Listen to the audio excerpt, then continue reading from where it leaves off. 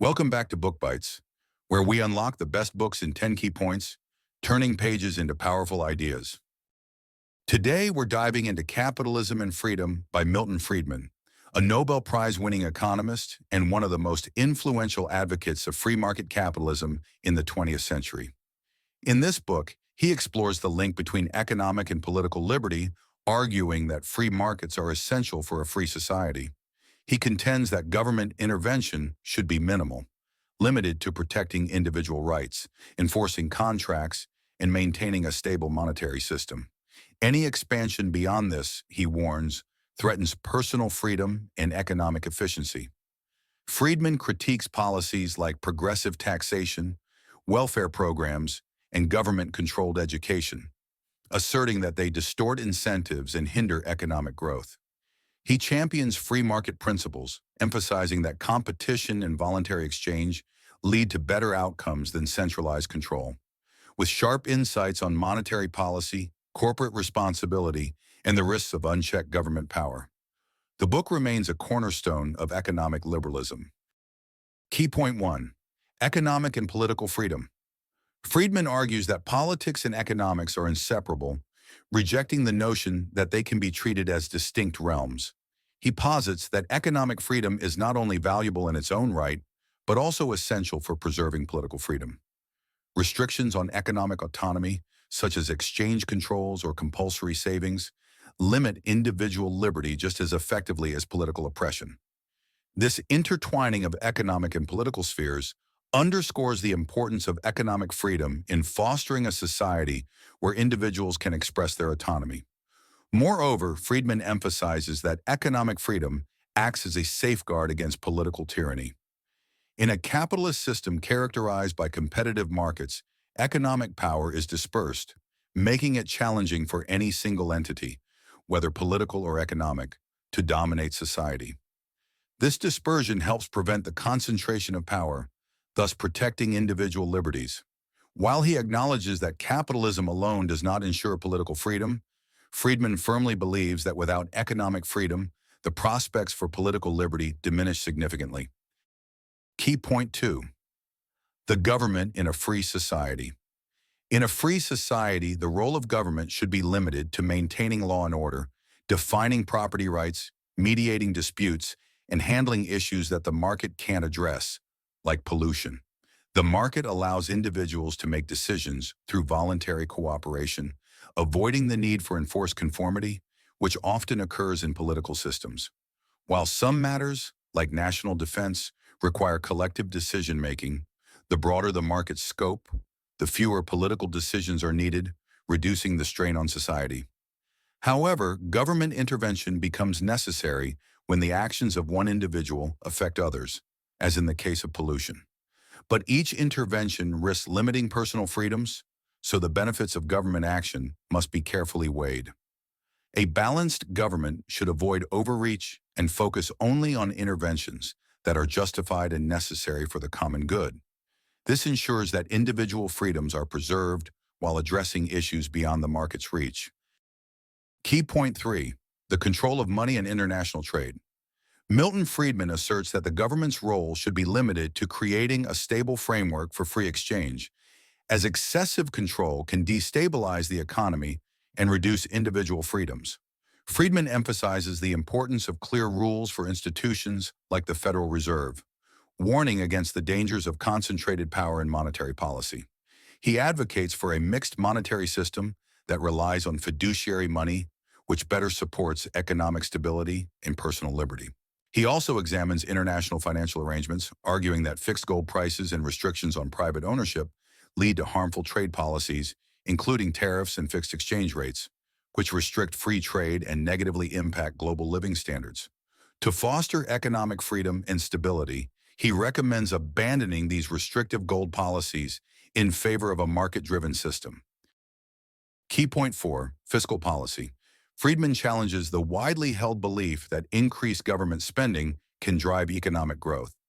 After World War II, many thought that government spending was an effective way to stabilize the economy, especially during downturns. However, Friedman argues that government spending doesn't usually have the desired impact because it takes too long to implement, And once the issue is resolved, spending tends to stay high, causing long-term problems. In his view, government spending is a clumsy and inefficient tool that should be used sparingly. He also takes aim at Keynesian economics, which suggests that every dollar the government spends boosts the economy by more than a dollar in private income. Friedman admits that under extreme circumstances this might be true, but in general, such conditions are rare. He highlights that the real-world data doesn't support the idea that government spending is the best way to solve economic problems. Furthermore, even if Keynesianism could work in some cases, it still comes at the cost of individual freedom, as it depends on government control over economic activity. Ultimately, Friedman argues that markets are self-correcting, and government intervention is unnecessary and often harmful in the long run. Key point 5. Government and education.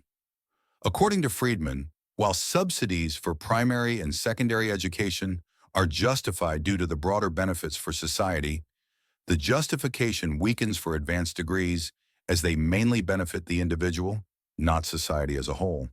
Friedman proposes a voucher system to enhance education quality and individual freedom. Instead of funding government-run schools through taxes, families should receive vouchers to choose schools that meet certain standards, whether public or private. This would create competition among schools, leading to better education at lower costs. He also points out that as education levels rise, there's less agreement on content, making it harder to justify tax funding for higher education. Overall, Friedman believes the government's current education methods restrict freedom and result in poorer outcomes. Key point 6. Capitalism and discrimination. Friedman argues that free markets naturally reduce discrimination because businesses prioritize profit over personal biases. He believes government laws meant to fight discrimination often fail and instead limit individual freedom. He gives the example of school integration, comparing Virginia's voucher system to Chicago's mandated integration. Despite laws in Chicago, segregation remained, while Virginia's voucher system ironically led to more integration as parents sought better schools. Friedman also warns against restricting freedom to fight discrimination. He argues that when people must choose between total freedom or broad restrictions, they tend to support freedom, preventing unfair policies from taking hold. Key point 7. Monopoly and social responsibility. Friedman argues that government regulations meant to prevent monopolies often create them instead, further limiting economic freedom. While monopolies restrict choice, he believes their impact is exaggerated and that free markets naturally correct them. He also rejects the idea that businesses and labor unions have broad social responsibilities, calling it a shift toward socialism. Instead of seeing competition as personal rivalry, he defines it as having real market choices. Clear definitions, he argues, are crucial to understanding how policies truly affect economic freedom. Key point 8. The distribution of income. Friedman argues that income inequality is a natural and necessary feature of free markets, allowing individuals to make choices based on job difficulty and appeal. Wage controls, he claims, restrict freedom by preventing people from negotiating fair compensation.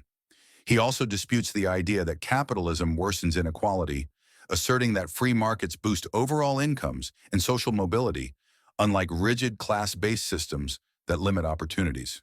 He criticizes progressive taxation as inefficient and full of loopholes, advocating for a flat tax to simplify the system and reduce wasteful tax avoidance. Friedman also distinguishes between equality of outcome and equality of opportunity, rejecting income redistribution as unfair. True equality, he argues, comes from ensuring everyone has the same opportunities rather than forcing equal results. Key point 9. Social welfare programs.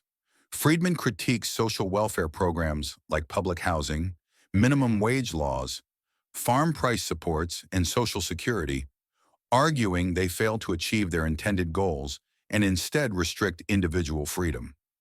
Public housing reduces the overall housing supply, minimum wage laws increase unemployment, and farm price supports raise food costs without significantly benefiting farmers.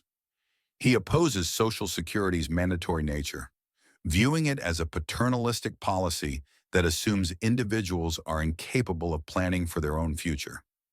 Friedman argues that rational adults should have the freedom to take risks, including the choice to save or not for old age. He maintains that even if government-managed Social Security were the most efficient option, forcing people into it is incompatible with true individual liberty. Key point 10. Alleviation of poverty. Friedman acknowledges that alleviating poverty requires some level of government action, as individuals are more likely to contribute when assured others will do the same. However, he argues that aid should come in the form of direct cash payments, rather than inefficient programs like public housing or farm price supports. He proposes a negative income tax, which would provide financial assistance to those earning below a certain threshold while preserving individual freedom. He sees this policy as a necessary compromise, allowing for poverty relief without paternalistic restrictions, but recognizes it would be politically difficult to implement. Thank you for joining me on this exploration of Capitalism and Freedom by Milton Friedman. If you found this summary insightful, don't forget to like the video and subscribe to the channel. If you're interested in further exploring free markets, government policy, and economic freedom, I recommend The Road to Serfdom by Friedrich Hayek, which warns about the dangers of central planning, and Free to Choose by Milton and Rose Friedman, which expands on the ideas discussed in this book. Let me know your thoughts in the comments, and I'll see you in the next video.